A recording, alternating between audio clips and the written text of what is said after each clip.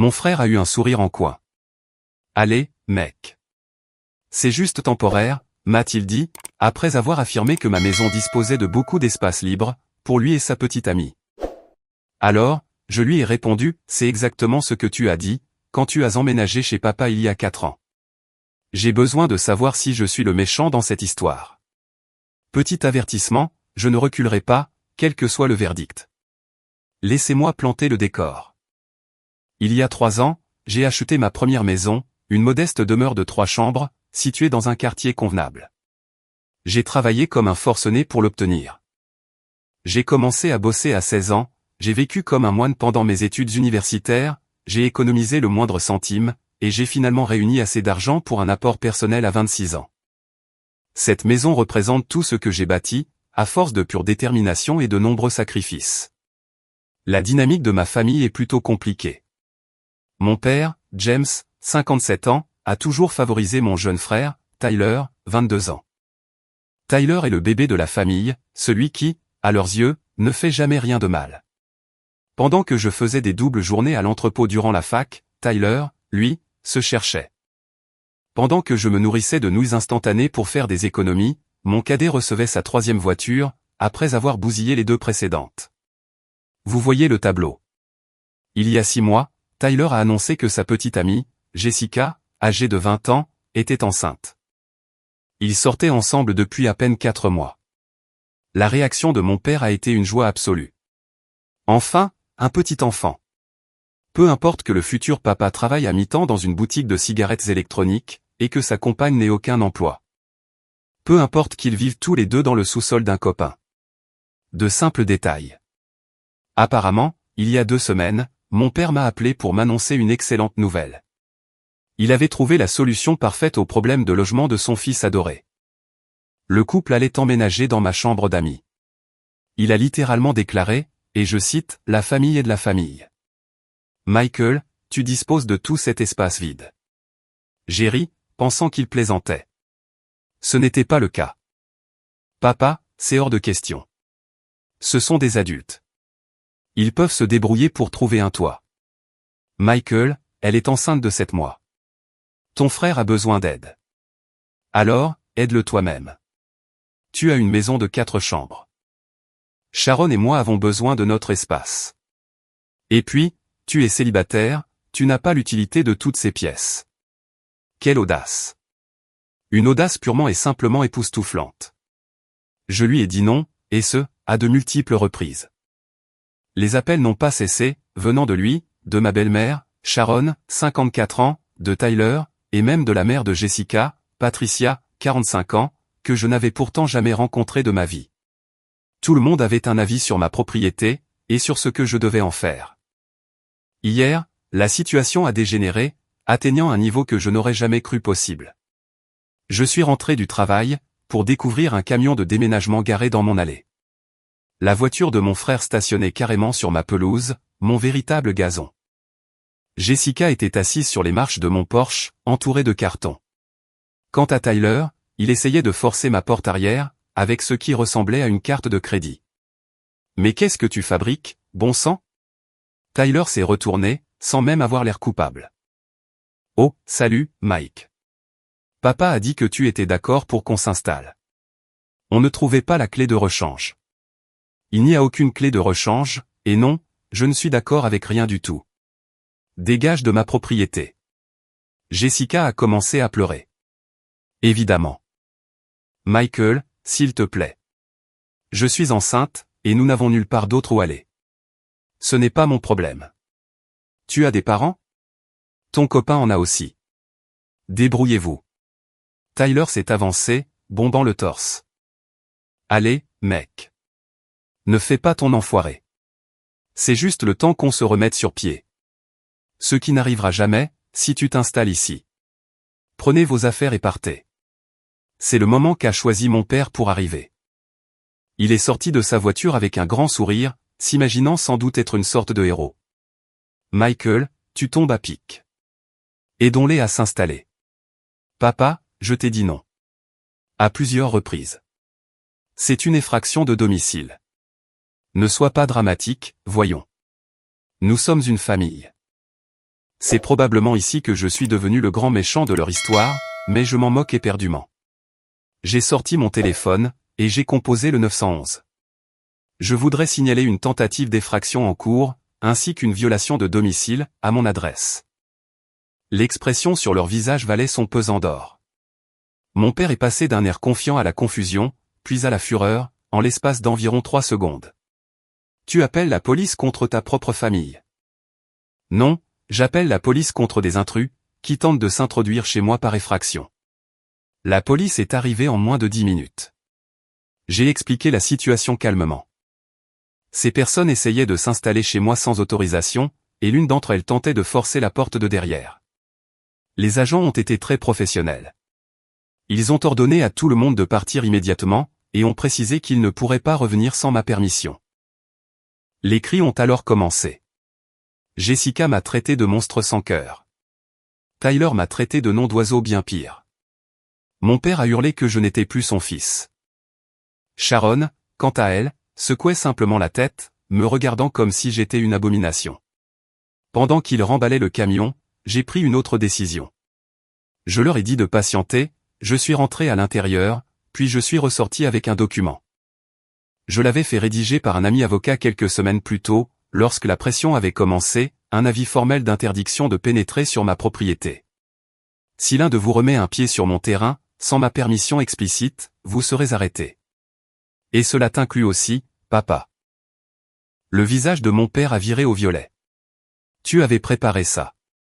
Tu avais tout planifié. Je me suis préparé à la possibilité que vous ne respectiez pas mes limites. On dirait bien que j'avais raison. Ils sont partis. Les SMS ont commencé à pleuvoir presque immédiatement. Des membres de la famille élargie, dont je n'avais pas eu de nouvelles depuis des années, avaient soudainement des opinions à partager. Mon téléphone explosait de messages variés, allant du classique « Comment as-tu pu ?» au fameux « Ils sont désespérés », sans oublier le sacro-saint « La famille est de la famille ». Mais voici le fond du problème. J'ai travaillé dur pour obtenir tout ce que je possède. J'ai fait des sacrifices, j'ai économisé, et j'ai trimé pour acheter cette demeure. Mon cadet, lui, a toujours tout reçu sur un plateau d'argent, et a fini par tout gaspiller. Il a choisi d'avoir des rapports non protégés. Il a choisi de garder un emploi à temps partiel, au lieu de chercher quelque chose de plus stable. Il a choisi de dépenser son argent dans des consoles de jeux, au lieu de mettre de côté pour son enfant. Ces choix ne sont pas les miens, et ce n'est pas à moi d'en assumer les conséquences. Depuis, j'ai installé des caméras de sécurité tout autour de ma propriété. J'ai fait changer toutes mes serrures. Apparemment, Tyler avait fait un double de ma clé à un moment donné, à mon insu. L'histoire de la carte de crédit n'était que son plan B. J'ai tout documenté avec soin. Je suis prêt pour la guerre, si c'est ce qu'ils veulent. Suis-je un idiot? Peut-être. Est-ce que je m'en soucie? Pas le moins du monde. L'explosion familiale se poursuit, et la situation s'est même aggravée. Ma tante Linda, la sœur de mon père, m'a appelé hier. Elle a commencé en douceur, essayant de comprendre ma version des faits. J'ai expliqué calmement que je ne dirigeais ni une œuvre de charité, ni un hôtel, et que Tyler devait assumer la responsabilité de ses choix. Elle a écouté, a convenu qu'il s'agissait d'une situation difficile, puis a suggéré que je pourrais au moins l'aider à payer une caution, pour qu'il s'installe ailleurs. Linda, Tyler a reçu plus de 30 000 € de papa au cours des 5 dernières années. Où est passé tout cet argent? Un lourd silence s'est installé. C'est bien ce que je pensais. Si papa veut l'aider avec une caution, il est tout à fait libre de le faire. Elle m'a raccroché au nez. Les caméras de sécurité ont déjà prouvé leur utilité. Ce matin, à 3 heures, j'ai reçu une alerte. Tyler se trouvait dans mon allée, simplement assis dans sa voiture. Il est resté là pendant 1 heure, sortant de temps à autre pour faire le tour de la maison, testant discrètement les portes et les fenêtres. Je possède les enregistrements complets. Je n'ai pas appelé la police cette fois-ci, mais je lui ai envoyé un SMS, jeté sur caméra. La prochaine fois, je porte plainte. Sa réponse, je vérifiais juste si tu allais bien. Tu agis comme un fou. De la pure manipulation psychologique, le B.A. du gaslighting. Mon père, de son côté, a tenté une approche différente. Il raconte désormais à tout le monde que je fais une dépression nerveuse. Que le stress du travail m'a rendu cruel, et que j'ai grand besoin d'une thérapie. Apparemment, Sharon a même insinué, auprès de son club de lecture, que je pourrais bien me droguer. L'ironie de la situation, c'est que je suis la seule personne de cette famille qui n'a jamais eu besoin de thérapie, d'une cure de désintoxication, ou encore d'argent pour payer une caution. Mais bien sûr, c'est moi le problème. La mère de Jessica, Patricia, m'a laissé d'innombrables messages vocaux. De longs messages larmoyant sur sa pauvre fille enceinte, et sur la façon dont je pouvais infliger cela à un bébé innocent. Madame, je ne vous ai même jamais rencontré. Votre fille a choisi de tomber enceinte de mon frère, qui est un chômeur chronique. Ce n'est ni ma faute, ni mon problème. Mais voici le clou du spectacle. J'ai découvert, grâce à mon cousin Eric, 27 ans, que mon père planifiait tout cela depuis des mois.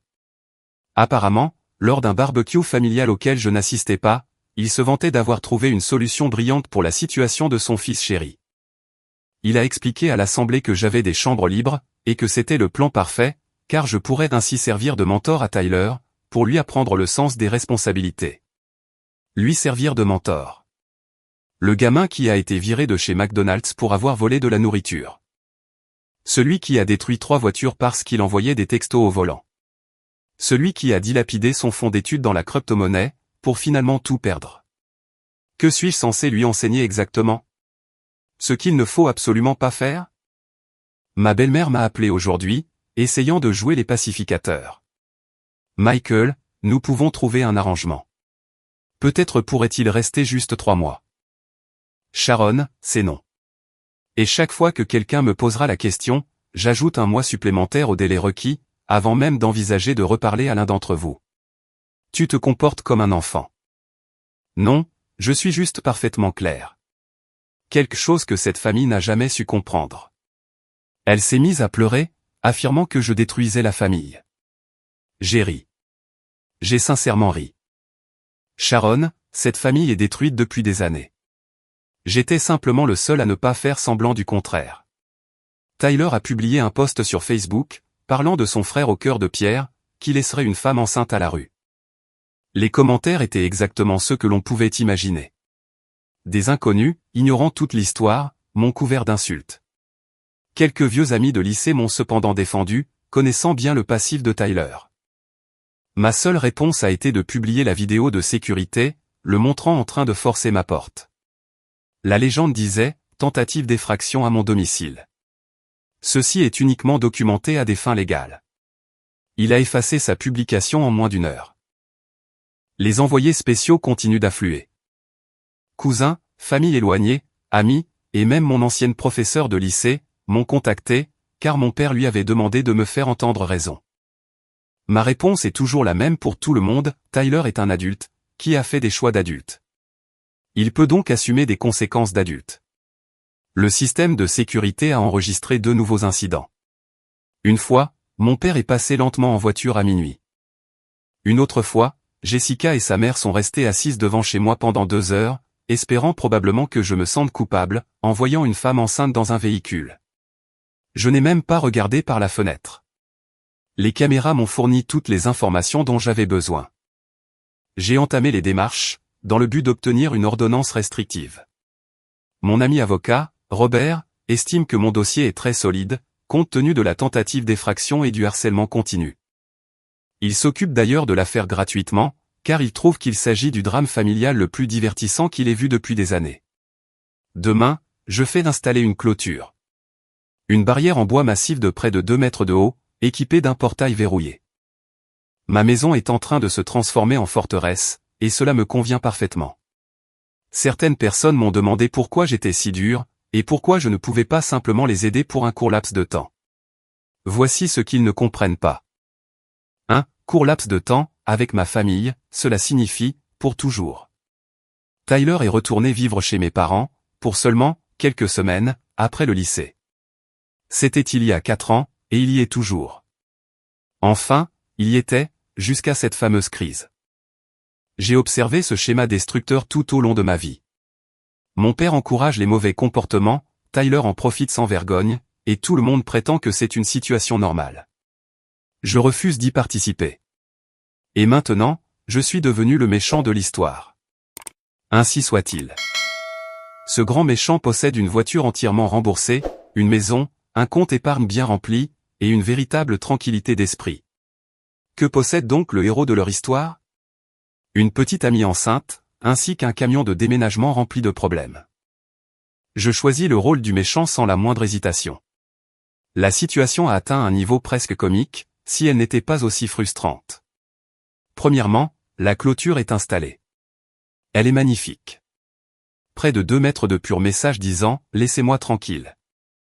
Le patron de l'entreprise de clôture, Thomas, m'a d'ailleurs remercié pour le contrat, et a mentionné que mon père l'avait appelé, pour tenter d'annuler ma commande. Thomas lui a expliqué que seul le propriétaire des lieux pouvait le faire, et mon père a apparemment piqué une crise mémorable. Thomas, qui est dans le métier depuis 30 ans, m'a confié qu'il n'avait jamais vu quelqu'un essayer d'annuler l'installation de la clôture d'une autre personne. Les documents pour l'ordonnance restrictive ont été déposés. Robert affirme que, grâce aux preuves vidéo, l'affaire est gagnée d'avance. La tentative d'effraction, le harcèlement nocturne à 3 heures du matin, les pressions continuent malgré un avis formel d'interdiction. Tout est là, en magnifique résolution 4K. Mais voici où l'histoire devient vraiment croustillante. Mon frère a été arrêté il y a 2 nuits, non pas pour une affaire me concernant, mais pour vol à l'étalage dans une épicerie. Il tentait de dérober des couches et dut les materniser. Il s'est fait attraper, s'est enfui en courant, et a ainsi aggravé son cas. Aujourd'hui, il fait face à des accusations de vol et de délit de fuite. Mon père m'a appelé depuis le poste de police.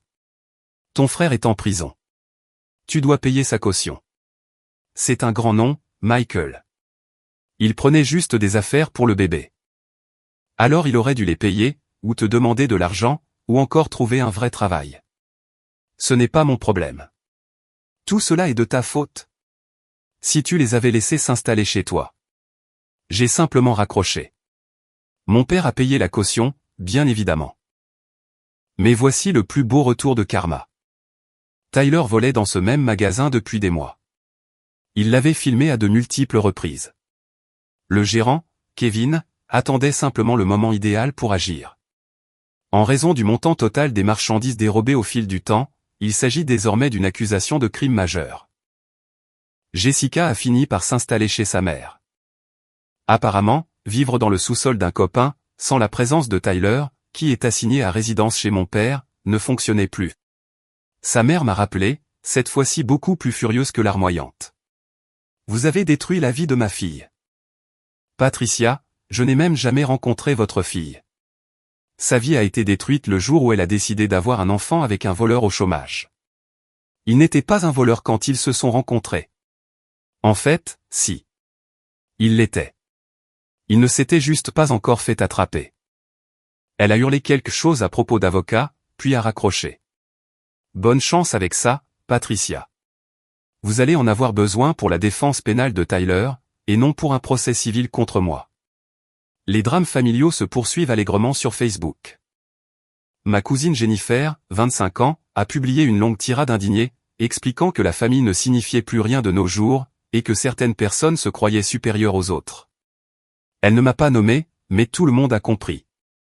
J'ai répondu par un simple commentaire, famille ne rime pas avec logement gratuit. Les adultes assument leurs propres responsabilités. La publication a été supprimée dans les minutes qui ont suivi. Ma grand-mère m'a téléphoné. J'adore ma grand-mère, alors cet appel m'a particulièrement touché. Michael, mon chéri, que se passe-t-il donc? Mamie, Tyler a essayé de s'introduire chez moi par effraction pour s'y installer. Papa a orchestré tout le plan. Je ne fais que protéger ma propriété et ma santé mentale. Elle est restée silencieuse pendant un moment. Ton père m'a affirmé que tu faisais une dépression nerveuse.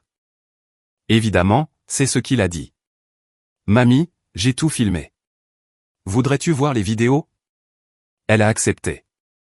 Je lui ai envoyé les images de Tyler forçant la porte, de sa ronde à 3 heures du matin, et du passage nocturne de mon père. Elle m'a rappelé 1 heure plus tard. Ton père a complètement perdu la tête. Oui, mais Michael, ils sont désespérés. Mamie, papa a de l'argent. Il possède une grande maison, et il dispose de nombreuses ressources. C'est juste qu'il ne veut pas être dérangé. Il voulait que les soucis de son fils deviennent mon fardeau. J'ai catégoriquement refusé. Elle a soupiré. Tu as raison. Cela ne me plaît pas, mais tu as parfaitement raison. Au moins, quelqu'un dans cette famille fait preuve de bon sens. La fameuse clôture a été mise à l'épreuve. Hier, les caméras ont filmé mon père, debout devant le portail pendant 20 minutes, fixant la maison avec insistance. Il n'a rien tenté, il est juste resté planté là, comme un harceleur effrayant. J'ai tout gardé sur vidéo. Mon voisin, Joseph, 68 ans, est passé me complimenter sur la nouvelle barrière. Il m'a glissé que mon père l'avait interrogé sur mes horaires, et lui avait demandé si je vivais avec quelqu'un. Joseph lui a sèchement répondu de se mêler de ses affaires. Je vais offrir à Joseph une bouteille de son whisky préféré. La date de comparution de Tyler est fixée dans 3 semaines. Son avocat, payé par mon père bien entendu, m'a contacté, pour me demander si j'accepterais de rédiger une lettre de moralité. J'ai éclaté de rire. Je lui ai répondu que je serais ravi d'écrire une lettre, détaillant le long passif de vol, de mensonges et de caprices de mon frère. Il a poliment décliné mon offre. Le travail a été mon véritable refuge à travers tout cela. Mon patron, Richard, 45 ans, connaît la situation et s'est montré incroyablement d'un grand soutien. Il a même proposé d'écrire une déclaration sur ma moralité, si besoin était pour l'audience de l'ordonnance restrictive. Il m'a dit, « Michael, tu es la personne la plus responsable que je connaisse. Ta famille est complètement folle. » Se sentir validé fait un bien fou. La grossesse de Jessica ne se passe apparemment pas très bien. Le stress, qu'ils ont eux-mêmes généré, a causé quelques complications, et elle est alitée. Mon père a essayé d'utiliser cela pour me culpabiliser à nouveau.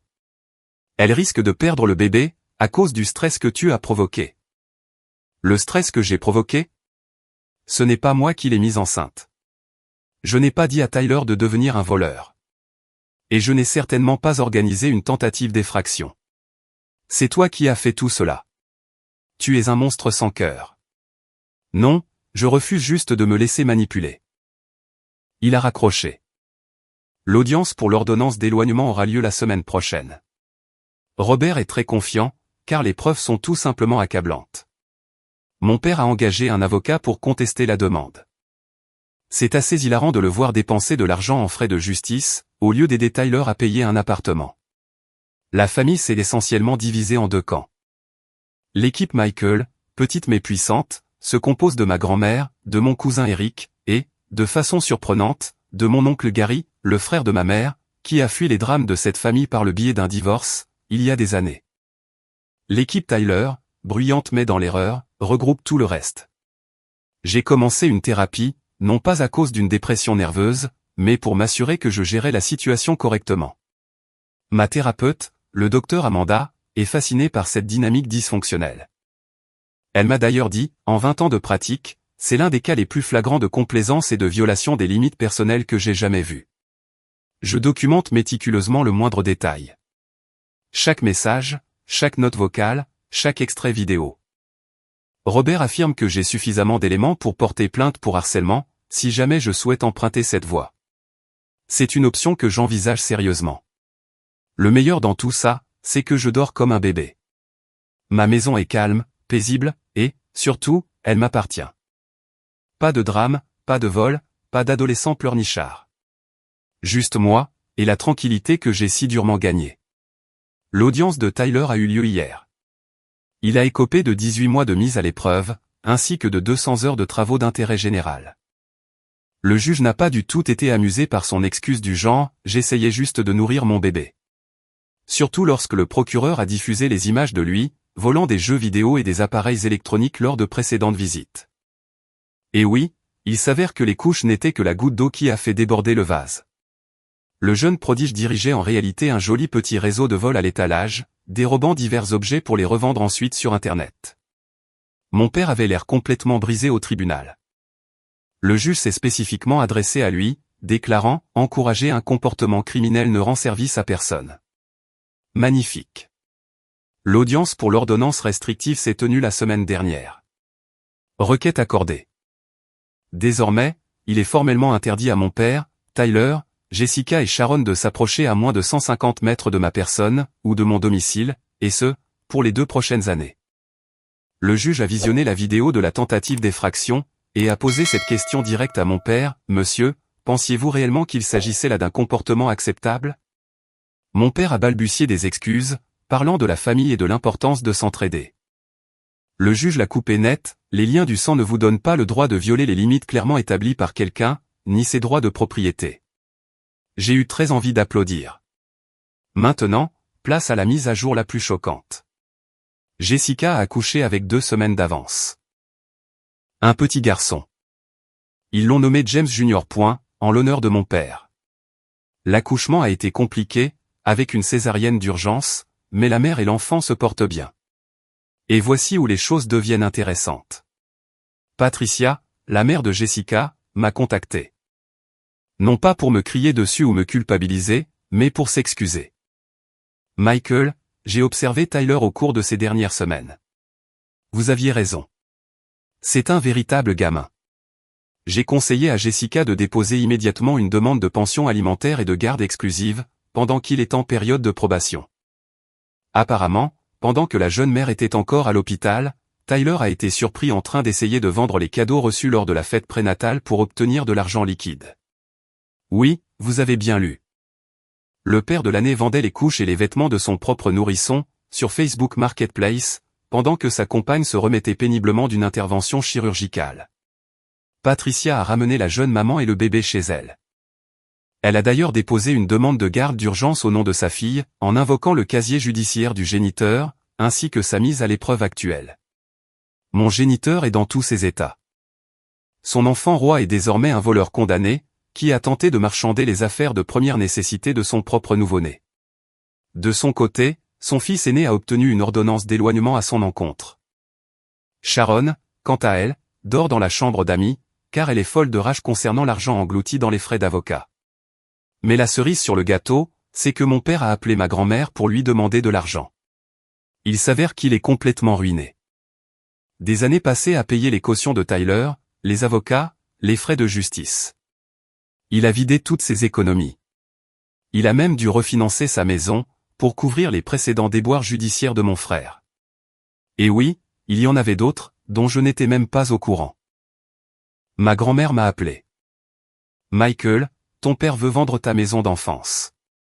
Je voulais t'en informer, au cas où tu y serais sentimentalement attaché. Mon seul sentiment est un profond soulagement d'avoir eu raison. » Elle a ri. Un rire franc et sincère. Tu sais, ta mère serait tellement fière de la façon dont tu as géré toute cette affaire. Ma mère est décédée lorsque j'avais 15 ans. Elle était la seule personne qui refusait de cautionner les dérives de son dernier-né, et mon père lui en tenait d'ailleurs rigueur. C'est peut-être la raison pour laquelle il s'est remarié avec Sharon, une femme incapable de trouver une seule mauvaise décision de Tyler, qu'elle ne puisse pas excuser. La famille élargie est devenue étrangement silencieuse. Les publications sur Facebook se sont arrêtées. Les envoyés spéciaux ont battu en retraite. La réalité a ce don merveilleux de faire taire les gens. Tyler vit actuellement dans le sous-sol de mon père.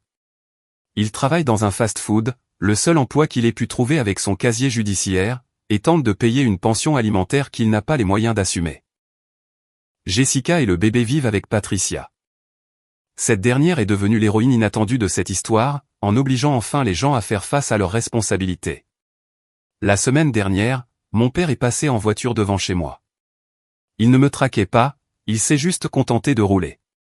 Je l'ai aperçu sur les caméras. Il a ralenti, a regardé la clôture, puis a continué sa route. Il avait l'air vieux et vaincu. Une partie de moi a ressenti de la peine, pendant environ une demi-seconde. Puis, je me suis rappelé que c'était lui qui avait orchestré toute cette situation de bout en bout. Mon cousin Eric m'a contacté hier. Le repas de famille est vraiment gênant maintenant. La moitié de la table a l'interdiction légale de t'approcher, et l'autre moitié a trop peur pour oser prononcer ton nom. C'est parfait. Tu sais que Tyler raconte à tout le monde que tu as ruiné sa vie? Tyler a ruiné sa propre vie. Je refuse simplement de le laisser ruiner la mienne. C'est pas faux. Je n'avais pas l'intention de publier de nouvelles informations, mais la conclusion de cette saga est beaucoup trop parfaite pour ne pas être partagée. Tyler est en prison. il a violé les conditions de sa mise à l'épreuve, en échouant à un test de dépistage de drogue, et en n'ayant pas accompli ses travaux d'intérêt général. Il restera derrière les barreaux pour au moins 6 mois. Jessica a obtenu la garde exclusive, et a commencé à fréquenter un nouvel homme.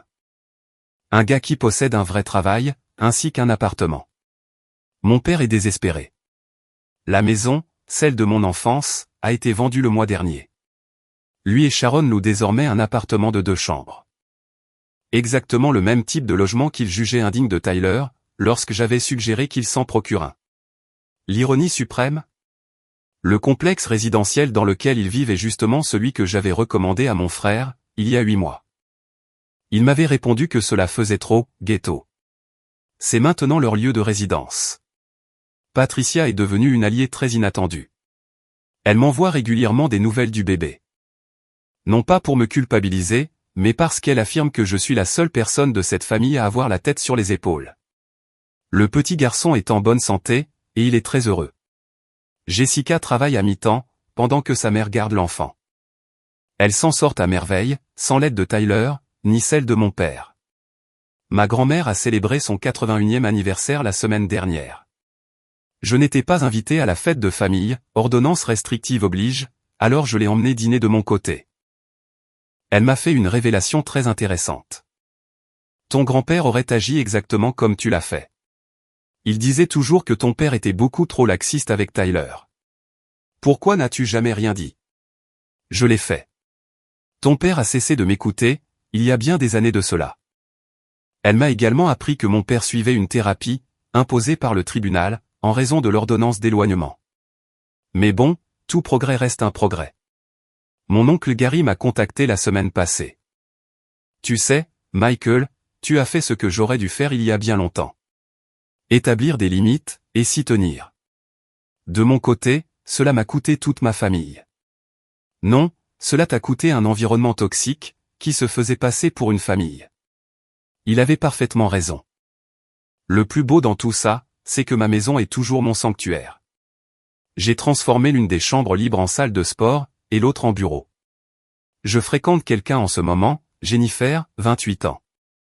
Elle n'arrivait pas à croire que cette histoire était réelle, jusqu'à ce que je lui montre les vidéos. Ta famille est complètement folle. Ancienne famille, tu veux dire? Ancienne famille. Elle a rencontré ma grand-mère, qui l'adore déjà. C'est bien la seule approbation familiale dont j'ai besoin. Tyler sera libéré dans 3 mois. Mon père prévoit déjà où il dormira, dans leur petit appartement de 2 chambres. Sharon semble déjà exaspérée par l'idée. Jessica, quant à elle, a été très claire, Tyler n'aura droit qu'à des visites supervisées. Quant à moi, je m'épanouis. J'ai été promu au travail. Il s'avère qu'avoir moins de drames familiaux permet de se concentrer bien davantage sur sa carrière. L'ordonnance restrictive est encore valide pour 18 mois. La clôture tient fermement en place, et les caméras tournent toujours. Certains diront que j'ai gagné. Je ne vois pas les choses en termes de victoire ou de défaite. Je vois cela comme un choix. J'ai choisi la paix, plutôt que le chaos ambiant. J'ai choisi d'établir des limites, plutôt que d'encourager la dépendance. J'ai choisi mon propre bien-être personnel, au détriment d'une dynamique familiale totalement dysfonctionnelle. La semaine dernière, mon père m'a fait parvenir une lettre, par l'intermédiaire de ma grand-mère. Ce n'était pas vraiment des excuses, mais plutôt la reconnaissance du fait qu'il aurait peut-être dû gérer les choses différemment. Ce n'est pas grand-chose, mais c'est tout de même la plus grande prise de responsabilité que j'ai vue en 29 ans. Est-ce que je leur reparlerai un jour? Peut-être. Lorsque l'ordonnance expirera, lorsque Tyler aura prouvé un changement constant, donc, probablement jamais, ou lorsque mon père s'excusera sincèrement, au lieu de tourner autour du pot. Mais, pour l'instant, je suis comblé. Ma maison est à moi. Ma vie est à moi. Ma paix m'appartient. À tous ceux qui m'ont traité de monstre sans cœur, comment se passe votre complaisance jusqu'à présent? À tous ceux qui prêchaient que la famille doit aider la famille, j'aimerais rappeler qu'une famille digne de ce nom doit aussi se respecter. À tous ceux qui affirmaient que j'allais le regretter, sachez que j'attends toujours que ce fameux remords fasse son apparition. Le fils de Tyler grandira en sachant que son oncle était la seule personne qui refusait de cautionner le comportement de son père. C'est peut-être une bonne chose. Peut-être apprendra-t-il que fixer des limites n'est pas une preuve de cruauté, mais bien une nécessité. Ou peut-être pas. Quoi qu'il en soit, cela ne se passera pas sous mon toit. Avec le recul, les signes avant-coureurs ont toujours été là.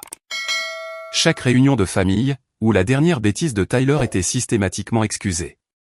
Chaque fois où l'on me disait de me montrer compréhensif, tandis que mon cadet ne subissait aucune conséquence. Chaque fois où mes réussites étaient minimisées, alors que les moindres petits efforts de Tyler étaient célébrés en grande pompe. L'histoire de la maison n'a été que la goutte d'eau qui a fait déborder le vase, la colline sur laquelle j'ai choisi de livrer ma dernière bataille. Sauf que je n'y ai pas laissé ma peau. J'ai survécu, enfin libéré de cette dysfonction. Ma thérapeute trouve que je m'en sors remarquablement bien. Aucune culpabilité, aucune remise en question, juste une sérénité totale. Elle m'a confié que la plupart des gens ont beaucoup de mal à fixer des limites avec leurs proches.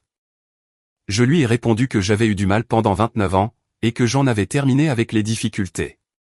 Robert, mon ami avocat, utilise désormais mon histoire comme une mise en garde pour ses autres clients. Il souligne l'importance vitale des limites, et surtout, de la documentation. Il prétend que je suis le client le mieux préparé qu'il ait jamais eu. Un immense compliment, venant d'un juriste. Mon patron m'a accordé une augmentation substantielle, notant que mes performances s'étaient considérablement améliorées, au cours des 3 derniers mois. C'est amusant de voir comment les choses fonctionnent. Jennifer et moi prévoyons de partir en vacances dans un endroit chaud, calme, et totalement dépourvu de famille. Elle plaisante en disant qu'elle sort avec un orphelin. Je lui rappelle que j'ai toujours une grand-mère. Un seul membre de la famille, ça ne compte pas comme une famille, réplique-t-elle. Elle n'a pas tort. Ma demeure n'a jamais été aussi accueillante. Chaque pièce est exactement comme je le souhaite. Pas de camion de déménagement inattendu, pas de tentative d'effraction, pas d'adolescentes enceintes sur mon porche. Juste la paix. Parfois, il m'arrive de passer en voiture devant la maison de mon enfance. Les nouveaux propriétaires ont des enfants, une famille normale, avec des limites saines. La bâtisse semble heureuse. Elle n'a jamais eu l'air heureuse lorsque nous y vivions. Apparemment, l'appartement de mon père est un joyeux bazar. Les affaires de Tyler traînent partout. Il est peut-être en prison, mais ce n'est pas le cas de ses biens matériels. Sharon se plaint continuellement. Mon père tente de gérer les problèmes juridiques de son fils depuis l'extérieur. C'est la même dynamique malade, simplement concentrée dans un espace plus restreint. Pendant ce temps, ma propre vie s'élargit. Une nouvelle relation amoureuse, de nouvelles opportunités professionnelles, et de nouvelles amitiés, avec des personnes qui respectent les limites de chacun. Qui aurait cru que se débarrasser d'un environnement toxique laisserait autant de place à l'épanouissement personnel? Cette histoire aura-t-elle une fin heureuse? C'est déjà le cas. Je suis heureux. Je suis libre. Je suis en paix. C'est une conclusion bien suffisante pour moi. Enfin, pour Tyler, si jamais tu lis ces lignes un jour, tu as 22 ans, tu traînes un casier judiciaire, tu as un bébé que tu es incapable d'entretenir, et tes parents sont ruinés à force de payer tes cautions. Moi, j'ai 29 ans, je possède une magnifique maison, j'ai une carrière solide, et un bel avenir devant moi. Alors, dis-moi, qui est le véritable raté, maintenant?